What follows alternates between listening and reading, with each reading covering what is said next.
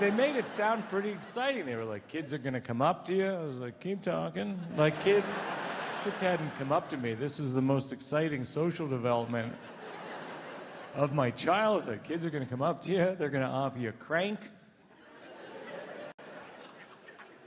and boomers and angel dust. I was like, angel dust?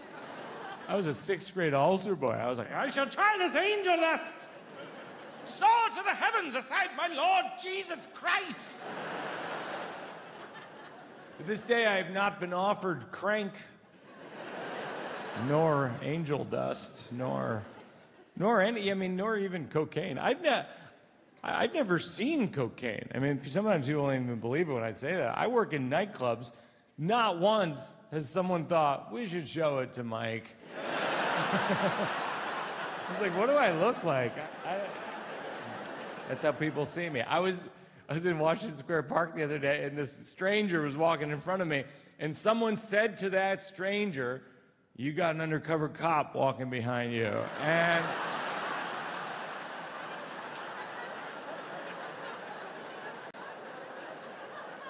then he looked back at me, and I looked behind me, and there was no one there.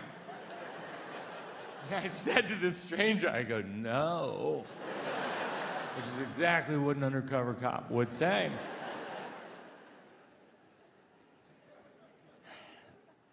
So I don't, I've never used recreational drugs. I mean, in college, my friends would smoke pot, but I was the least fun person to smoke with. I was the guy who was like, do you guys hate me? Why does my heart hurt? Is that rickets? Who's at the door? Who's at the door? Who's at the door? Like, it wasn't a good hang. And so I just veered away from all that. But I use prescription drugs. I don't want to, but I have to because I have a serious sleepwalking disorder. About 20 years ago, I sleepwalked through a 2nd-story window of a La Quinta Inn in Walla Walla, Washington. True story.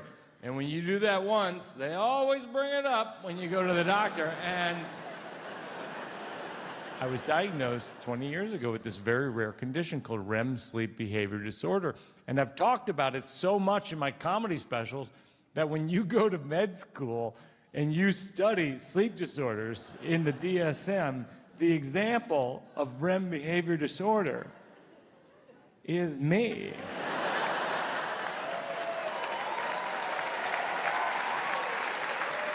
My dad is a doctor. He wanted me to go to med school, and I didn't. But I'm in there. I basically teach.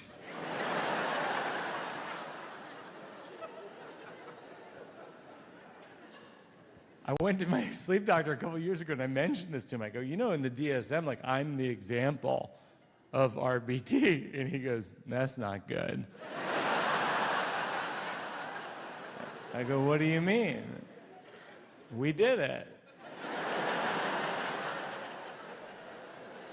He goes, well, the problem is that I'm not entirely convinced that's exactly what you have. I said, we're going to have to write a mass email. Because there's a lot of people walking around this earth thinking they have Mike Birbiglia disease. Mike Birbiglia might not have it. Can you imagine if Lou Gehrig was like, actually, I'm feeling pretty good.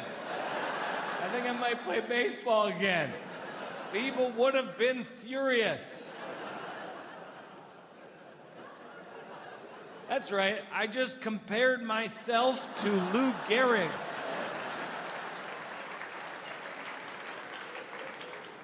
Now, the reason I bring up the sleepwalking is that 20 years ago, I get diagnosed with REM sleep behavior disorder, and they put me on Klonopin. And I recently went to a new doctor, and she's looking at my chart, and she goes, you've been on Klonopin for 20 years? And I go, yeah. She goes, all right. That is not what you want to hear when you go to the doctor. I go, are you concerned? She goes, well, do you know the side effects? I go, I don't know. She goes, depression, loss of memory, poor motor skills. I said, oh, I just thought that was my personality. Like, it's a strange moment in one's life when you realize your personality is side effects. Man, I'm not explaining it to you, I'm conveying it. I am manveying, and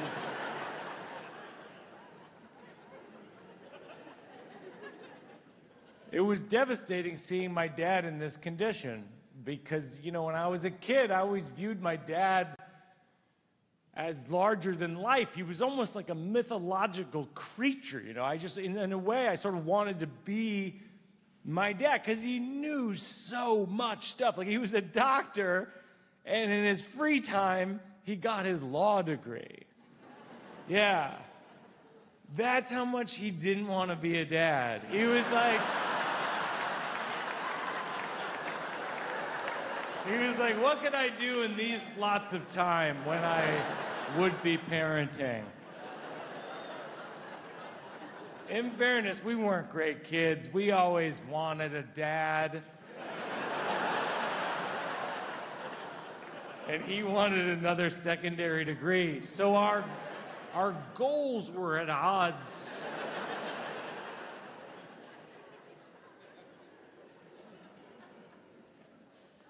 I never saw that side of my dad, you know. Sometimes when I was a kid, strangers would come up to me, they'd be like, your dad is a great doctor. And I'd be like, all right, you know. From Worcester, Massachusetts, that's how everyone talks. Your dad is a great doctor.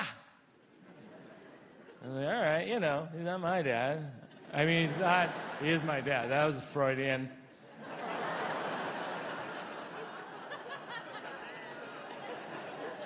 I don't know if that'll make it in a special. Whole show's about my dad. He's not my dad. What was that first part where he said it's not his dad? Is this gonna twist into the ending of Chinatown?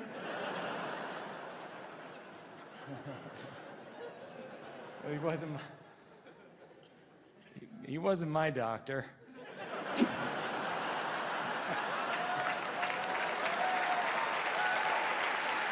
Someone came up to me recently, I was walking Una home from school, and they were like, I love your comedy. I was like, oh, thanks. And they look at Una, and they go, your dad's a great comedian. She was like, all right. You know what I mean? And I was like, I know what you mean. And we walk a few blocks. I go, Una, what do you think when people say stuff like that? And she goes, it's a waste of my time. And I was like, that's the meanest thing anyone's ever said to me. And I know Bill Burr.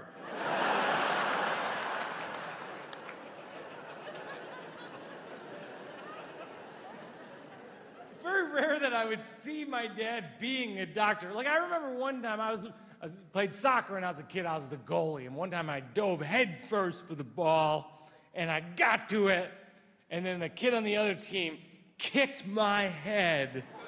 I know, with the intensity he had intended for the ball. And I don't know the rest of the story, but I have been told that I hopped up and I was like, I'm good. And they took my word for it and they kept me in the game. And about 15 minutes later, I just wander off the field.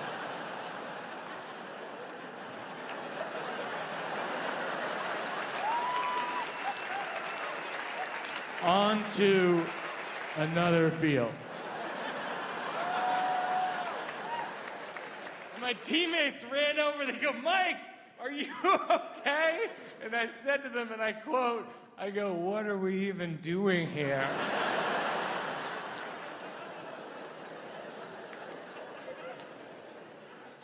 And my dad ran onto the field, and he picked me up, and he carried me off, and he drove me home, and he asked me all the questions that doctors ask their patients.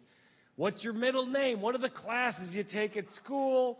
And I was like, oh, okay, this is what my dad does. And then the other time, when it came up, is that I went to St. Mary's School for grade school in Shrewsbury, Massachusetts, and every Friday night we had science club, which is kind of like a mafia front for Catholic school. Like We believe Jesus turned water into wine, and also there were dinosaurs, you know, and...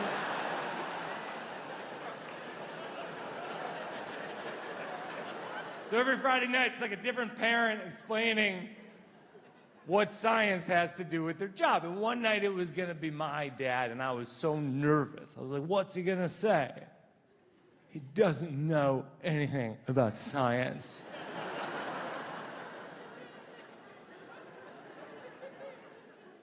And he came in, and he brought his medical tools, and he took them out one by one, and he explained what each of them does. He took out a three-dimensional model of the brain, explained the hemispheres of the brain, and all these kids came up to me afterwards, and they were like, your dad is wicked smart.